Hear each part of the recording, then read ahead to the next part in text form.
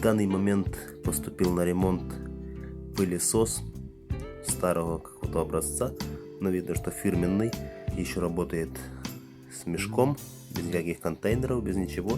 Стоит маленький двигатель, намного меньше, чем в наших Samsung, LG и других аппаратиках. Вот такая маленькая игрушечка. Вот что-то случилось с самим двигателем. Тут все просто, катушечка для провода, плюс провода для двигателя, плата фильтра по сети, и все, никаких лишних фильтров, ни входящих, ни выходящих. Резина, конечно, уже просится на замену. Сам двигатель нужно будет разобрать.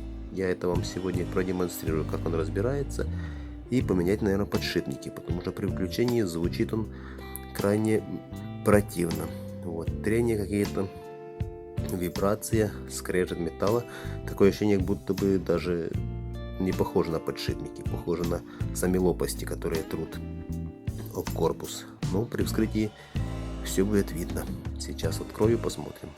Первым делом снимается вот этот колпак, который закрывает всю крыльчатку. Вот его я сбил с трудом. Китайские недруги довольно-таки прочно ее туда насадили. Еле-еле снял. Буду еще смотреть, как придется мне его назад одевать. Потому что в наших Samsung и LG там все намного проще. Там он снимается буквально за 1 секунду. Здесь, конечно, пришлось немножко поработать молотком и наставочкой небольшой, обстучать по кругу. Он так сразу и не захотел поддаваться, пока не применил более-менее грубую силу.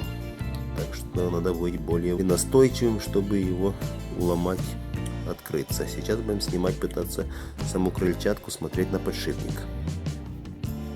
И вот сейчас у меня в руках оказался сам якорь с подшипником одним сухим.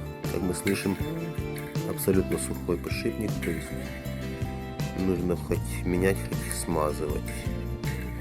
Я бы предпочитал, конечно, заменить, потому что разбирать его, смазывать — это одно, а 12 гривен или 15 стоит подшипник, это вообще как бы легче просто заменить.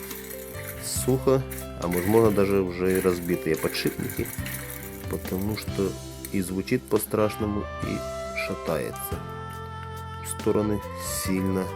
Думаю, сейчас передний подшипник вообще 100% на замену, без никаких вообще шансов на восстановление. Задний я посмотрю по его внешнему виду, когда вскрою.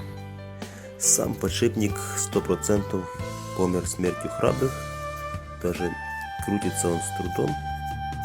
То есть вообще уже, я думаю, там просто шарики болтаются без никаких ограничений.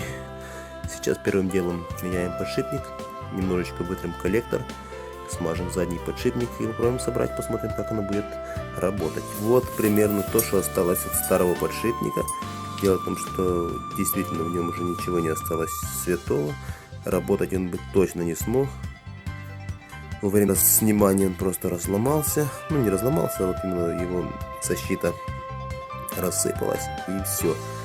Поэтому его сейчас выбрасываю, ставлю новый подшипник сюда. Аккуратно набьем на вал, и я думаю, этот будет готовый. И сейчас же буду менять и задний, потому что в заднем тоже что-то постоянно попадается. При прокручивании клацает, значит, возможно, тоже уже шарики у подшипника гуляют сами по себе куда хотят. Продолжаем съемку. Подшипники полностью установлены новенькие. Красота, все блестит. Коллектор почистил. Здесь немного подклеил, потому что чуток зацепил съемником обмотку, но не порвал, но изоляцию сняло, поэтому пришлось чуть-чуть эбоксидкой проклеить это все по периметру. Неправильно немного сидит подшипник, съемник очень плохо берет его. И сейчас будем собирать обратной последовательности этот электродвигатель и проверять. И сейчас будет как бы уже последняя контрольная съемка. Проверка работоспособности двигателя в пылесосе. Так как здесь нет никаких регуляторов оборотов двигателя, все напрямую, мы сейчас получим максимальные обороты этого двигателя и увидим, что он способен сделать. Так, включаем. 3, 2, 1, запуск. Так, качается.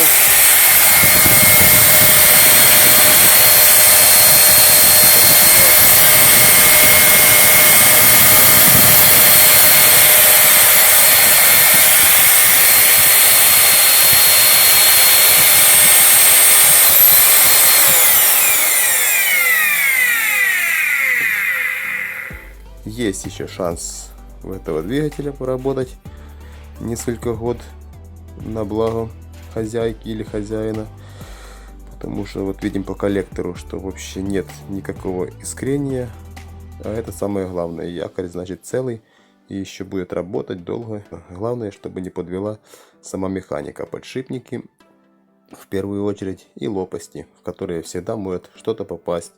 Болтик, гаечка и какой-нибудь крупный предмет, если не использовать хороший фильтр по входу воздуха, можно привести в неисправность двигатель буквально даже самый новый за 5 минут.